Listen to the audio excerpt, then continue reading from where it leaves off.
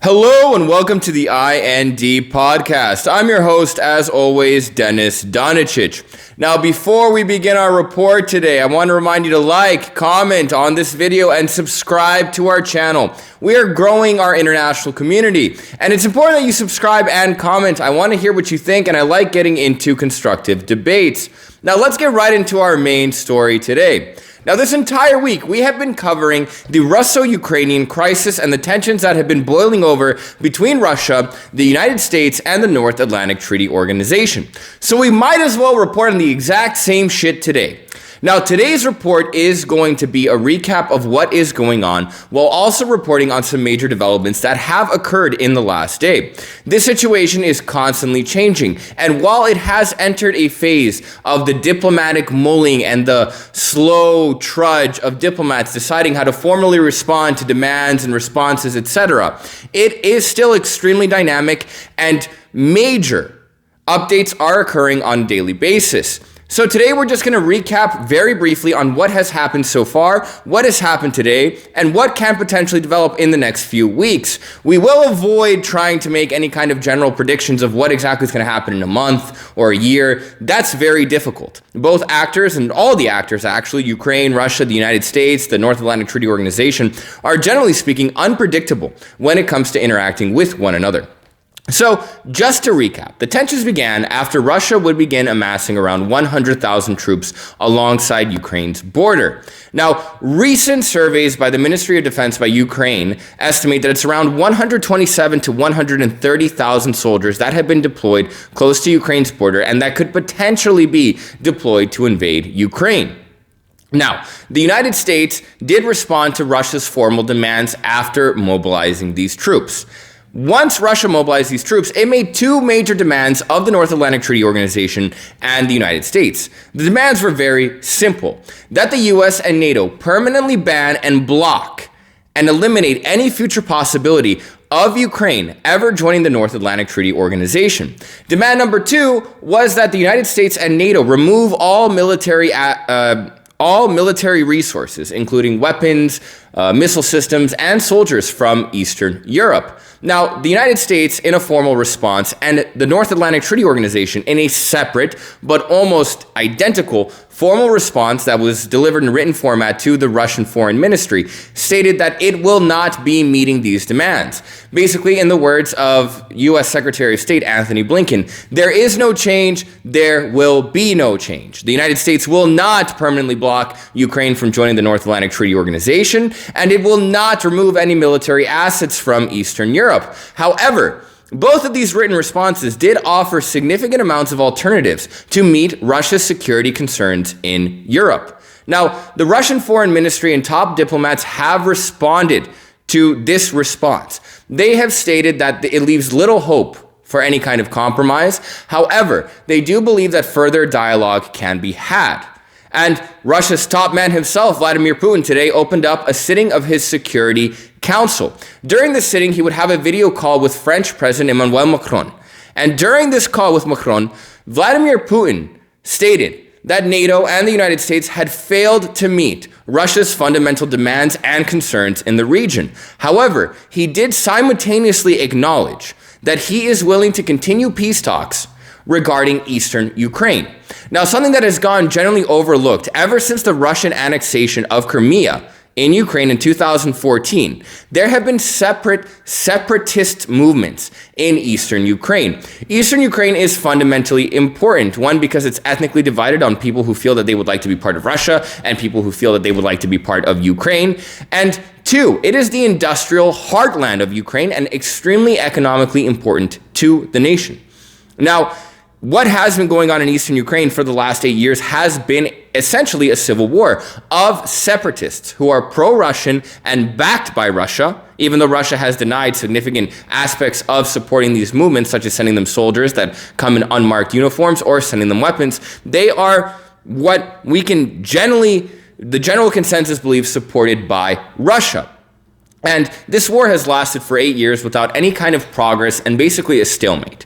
The only thing that this war has achieved so far in the last 8 years is killing 14,000 people, 3,000 of which have been civilians. Now, Vladimir Putin has stated that he is willing to continue diplomatic talks to end this crisis in eastern Ukraine. And the diplomatic talks have been happening, specifically between Russia, Ukraine, Germany, and France. They've been occurring between top diplomatic envoys of every single nation. Now, this diplomatic meeting and this peace conference actually occurred this week on Wednesday in Paris, France, but nothing constructive came from the meeting except the fact that these envoys all agreed to meet within 2 weeks. Now, Ukrainian President Vladimir Zelensky stated that it would be more effective and more productive and more efficient and probably produce an actual solution if, instead of sending top diplomatic envoys, the presidents and the heads of state of each nation would actually meet in person. Now, Vladimir Putin did not personally address this concern or this suggestion by Ukrainian President Volodymyr Zelensky. However, the Kremlin spokesman stated that Russia has no interest in meeting with Zelensky, and that when Ukraine elects a president that is supporting a more normalized form of relations with Russia, then it will meet with the Ukrainian president, which is a bit of an alarming statement that only comes days after Russia has been accused by several nations, individuals, commentators, and analysts of actually intending to replace Russian President Volodymyr Zelensky with someone who is more pro-Russian.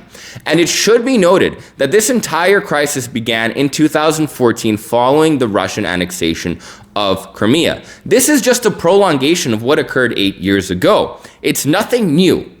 And what sparked the Russian annexation of Crimea was the ousting of the former president, who was extremely pro-Russia and was open to developing closer ties with Russia. However, this man would not last in power for quite long, as the vast majority of Ukrainians wanted to not necessarily enter the North Atlantic Treaty Organization for military purposes, but become more westernized and eventually join the European Union. And this pro-Russian president would be removed, leading to more pro-Western leadership, which has been pro-NATO, pro-European Union, and very against Russia's sphere of influence and foreign policy interests. Now, it was only logical that Russia react in some way. Was annexing a not very large, but a significant portion of Ukrainian territory, an entire peninsula, the right way to do it? Was it a bit much? That depends on who you ask, right? Maybe Russia is just looking out for its interests, and that is definitely what it's doing, and every nation has a right to do that. There's nothing wrong with looking out for your own interests, even if that involves taking military action. Now, nonetheless, this has caused a major crisis that has led to a massive diplomatic stalemate. Now, to recap on what is happening, Russia is amassing soldiers on the Russo-Ukrainian border, while NATO and its allies are preparing economic sanctions against Russia, which would be damaging. This week, we also covered the potential economic sanctions that could affect Russia, and they are extensive. They would not just hurt Russia, but they would also hurt Western economies. But they would be something that is necessary to do as a Western response to a Russian invasion. Now, no Western country wants to actually partake in any military action, especially the United States, especially following the extremely embarrassing withdrawal from Afghanistan. The United States has, after its withdrawal in Afghanistan, generally began an even more aggressive approach of the utilization of sanctions. The United States, under the administration of President Joe Biden, absolutely loves sanctions, and they have been instituting them. And what has been warned against Russia is sanctions like no one in the world has ever seen before. Now, Russia has warned that if any sanctions are levied against its federation, that it will be completely cutting off any diplomatic ties or any prospect of continuing any form of dialogue between any party involving Russia or the conflict. Now, that shouldn't be too concerning. Even when diplomatic ties don't exist publicly, they do exist privately. And even when there is a war or a massive conflict going on, every single nation has an army of diplomats that are constantly moving to try and find some resolution or solution. The reality is, in the 21st century, we have recognized that war is not productive. Sometimes military actions need to be taken, and sometimes a war needs to be briefly had. But a long-term protracted war benefits absolutely no one, except eventually military defense industries, but they earn just enough money during peacetime as well. So basically, both parties want to avoid war. Russia has stated that it has no intention of starting a war in Ukraine. However, that it will defend its own national security and foreign policy and defense interests, which is only natural. Now, Ukraine's leadership has stated that there is no concern. No one should be worried. It's completely fine. It is true that Russia has amassed more than 100,000 soldiers along Ukraine's border. And the reality is 130,000 soldiers is not that different from what Russia did last year. Now, the mainstream media forgets to represent the fact that something very similar occurred last year in the spring of 2021. Russia amassed the exact amount of soldiers on the Ukrainian border, and it didn't invade. All it did was commit some military drills and present some diplomatic solutions and concessions to the United States, to NATO, and Ukraine, but it just removed its soldiers. This could just be another example of that. However, there is one key difference. Last time Russia amassed this amount of troops on the Russo-Ukrainian border, it did not do so in Belarus. Russia has sent a significant amount of soldiers and air power to Belarus. Now, why is that important? Belarus is exactly north of Ukraine. And not just that, but Belarus is very close to the Ukrainian capital of Kiev. And if Russia were to commit an invasion of Ukraine from Belarus, they have a perfect staging position to attack and besiege the capital of Kiev. And this could make things militarily difficult for Ukraine. If your capital city is being bombarded and sieged, it's difficult to make more concise, more direct, more efficient, and more effective military decisions by the nation's leadership, including President Vladimir Zelensky and his various generals and Minister of Defense. So there is a cause for concern. I'm not saying that Russia is going to invade Ukraine, and I don't want to spread panic. But I want to add what Joe Biden warned Volodymyr Zelensky personally in a phone call yesterday, that there is, and I quote, a distinct threat and possibility of a Russian invasion occurring on February. Now, maybe President Joe Biden's words are going a little bit too far. And most analysts believe that the reason Joe Biden said February is actually one, because Russia has a significant amount of soldiers alongside Ukraine's border, which is nothing new. And two, because tensions have never been higher. But three, why February?